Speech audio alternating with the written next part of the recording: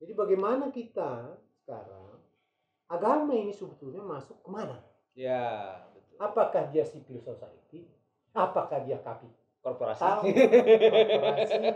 Kan sekarang kan agama udah jadi industri. Betul Pak, memang segitu Membangun imperiumnya juga. Nah, manusia yang berdosa ini bisa memanfaatkan apapun termasuk agama untuk kepentingan dirinya sendiri atau kelompoknya. Nah, oleh karena itu sebetulnya yang perlu dibangun ini yang menurut Bung Saud itu adalah citra Allah di dalam kehidupan keberagaman ini.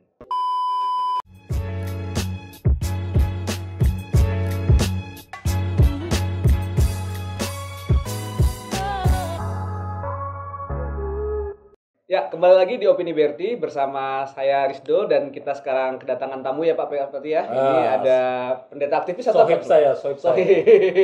Sohib. Seangkatan dulu ya waktu di Seangkatan, TT ya, seangkatan. seangkatan. Cuman dia bagian yang pinternya, saya bagian bodohnya. Kalau Dia sekarang dokter.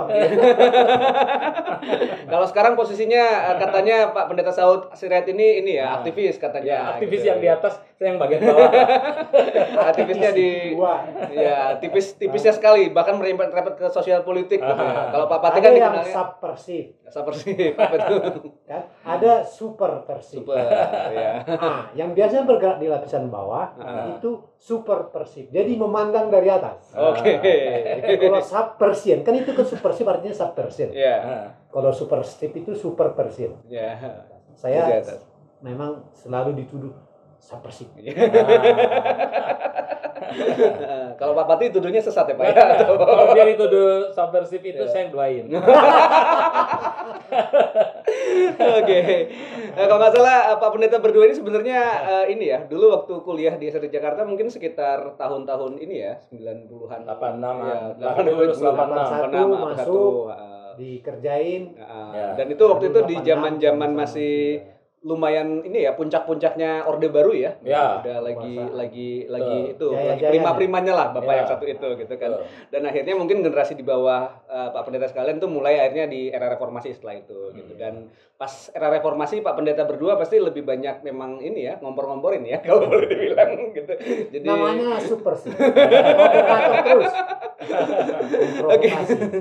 Nah, dan itu sudah kita akhirnya bisa ini ya dapat rezim Orde Baru runtuh, terus habis itu kita dapat kebebasan dalam terutama kebebasan berekspresi, terus pers dan yang lain dan mulai banyak aktivis-aktivis yang bergerak di isu-isu kemanusiaan dan akhirnya lebih bebas ya saat ditekan seperti itu. Dan kalau boleh sekarang Pak, mungkin udah sekitar 20 tahun lebih ya reformasi kita berjalan gitu kan.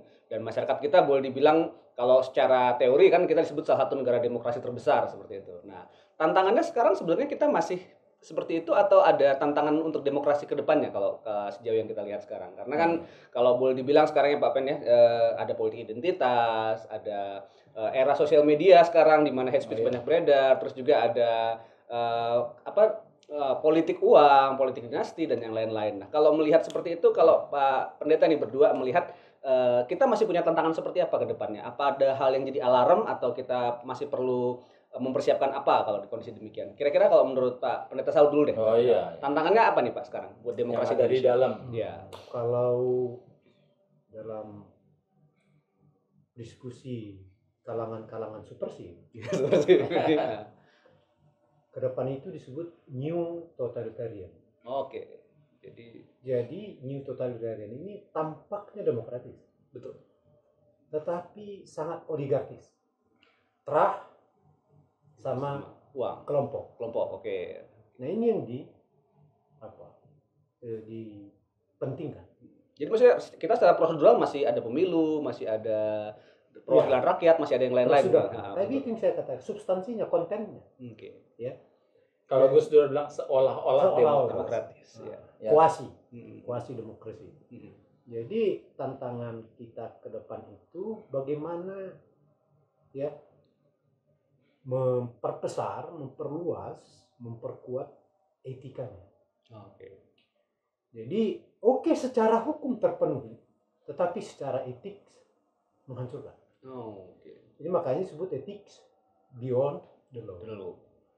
Semisal kata kecil, ya kita di sini, kan? Nah berkunjung ke rumah Berti, kan? Kita pulang, tahu-tahu ada duit dolar segepok. Goodie bag lah ya, dikasih goodie Iya bag. kan? Nah, berarti klaim, oh itu uang saya. Padahal bukan uangnya. Kita adukan ke polisi, itu rumah Berti. Kok kau? Ya. Kok kamu bilang itu uang kamu? Ya, secara law, Iya. ya. The law, ethics. Ya. Ini kalau Berti seorang yang etis, Dia akan klaim. dia tidak akan klaim. Nah, ini kejumutannya. Ada 5 orang kita. Berti kalau bijak etik, loh, kalau umum kan siapa yang punya ini semua mengaku. Karena law Ya, punya hak untuk mengklaim. Tapi nanti Berti akan lihat temannya itu wajahku sama apa enggak. Kenapa kau kusam? Aduh, gak tahu aku hampir $1 M. Hilang. Banyak. Berti pergi lagi ke teman yang Lain itu. Dilihat biasa-biasanya bisa. Kau yang punya ini. Indah kan? Kalau punya etik ya. Etik. Nah, demokrasi kita ini kehilangan itu sekarang. Iya. Gitu loh. Jadi secara hukum ya nggak salah gitu. Nggak salah. Ya. Melalui pemilu yang demokratis, ini. Tetapi penggunaan kewenangan yang diapa secara demokratis itu, ini yang dan ini akan menimbulkan new totalitarisme itu. Nah, ini yang perlu kita benahi, bagaimana moral ethics itu diperkuat di kita. Karena berarti kalau gitu gejalanya bisa macam-macam Pak ya, bisa jadi ke politik uang, bisa jadi kekuasaan dinasti tadi ya seperti itu, bisa jadi pakai kepentingan kelompok. Tapi intinya memang tadi ya, jadi memakai cara-cara yang tidak etis untuk tetap melanggengkan kekuasaan, kira-kira gitu ya kalau mau lihat ininya. Jadi dan penggunaan kekuasaan itu sendiri hanya untuk kelompoknya sendiri. Nah, isunya bisa beragam nanti gitu. Gitu. Nah, kalau Pak Pati melihat tantangan itu sebenarnya masalahnya berarti kan sebenarnya kalau boleh dibilang di sisi etis ya kalau melihat ini gitu kan, dan kalau boleh dibilang kan bangsa kita kan religius harusnya kan etis ya gitu ya. Cuma Tuhan.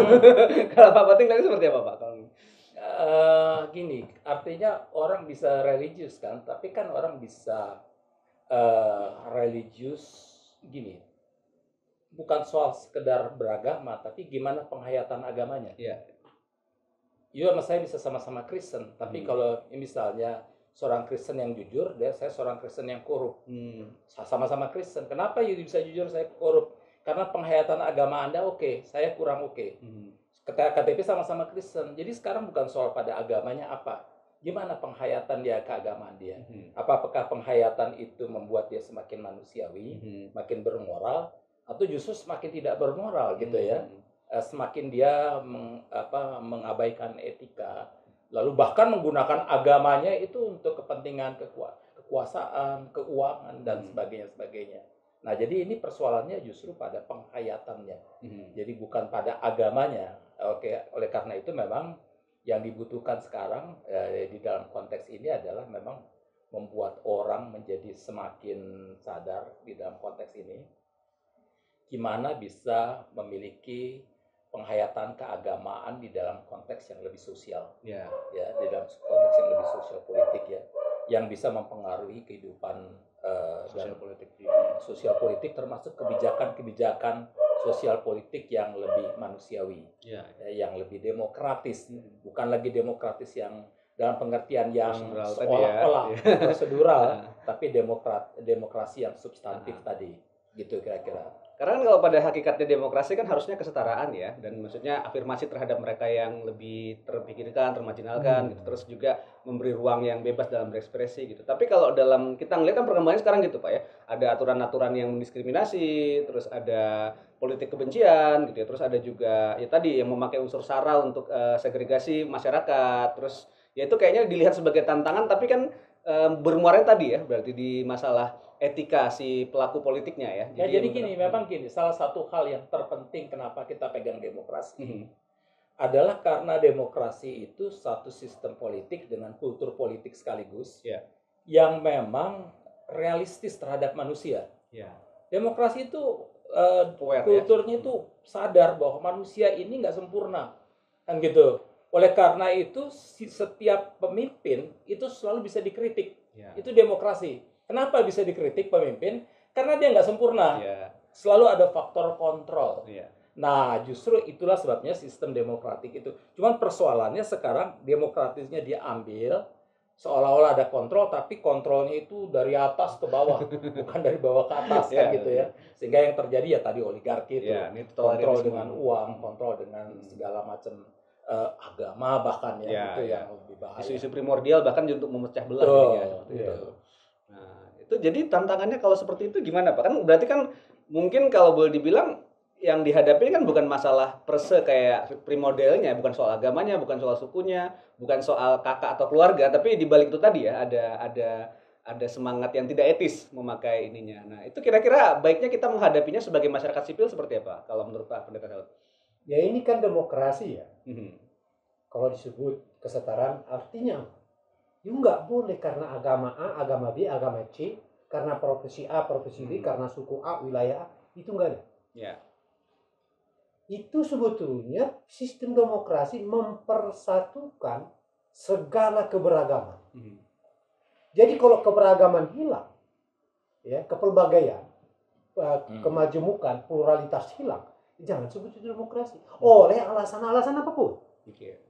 Ya, jadi itu karena apa? Kalau itu sampai terjadi akan terjadi oleh karena dominasi agama totaliter juga Ya.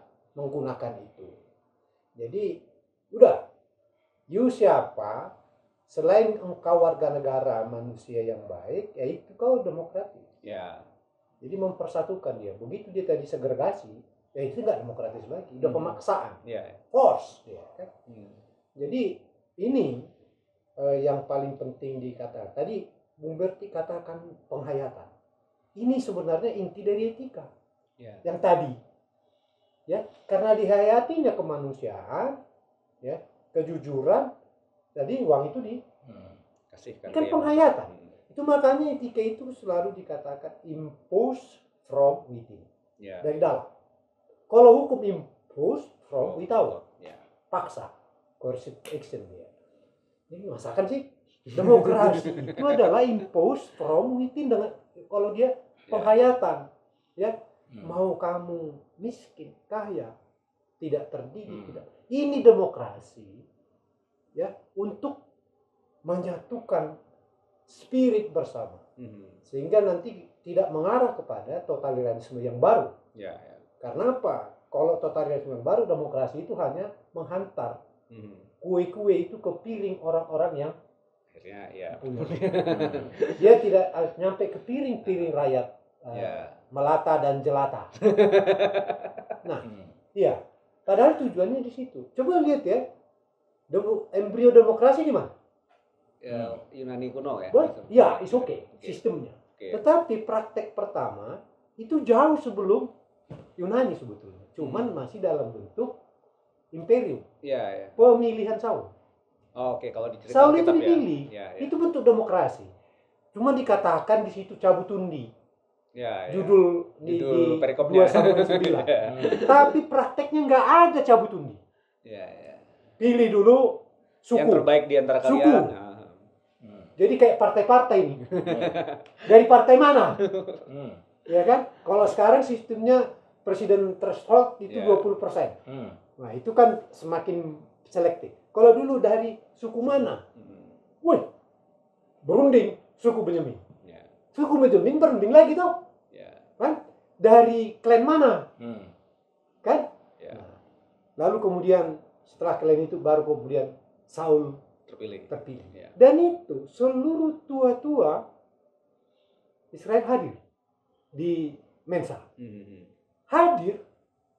Jadi demokrasi langsung. Iya kan? Nah, perubahan demokrasi ke dalam bentuk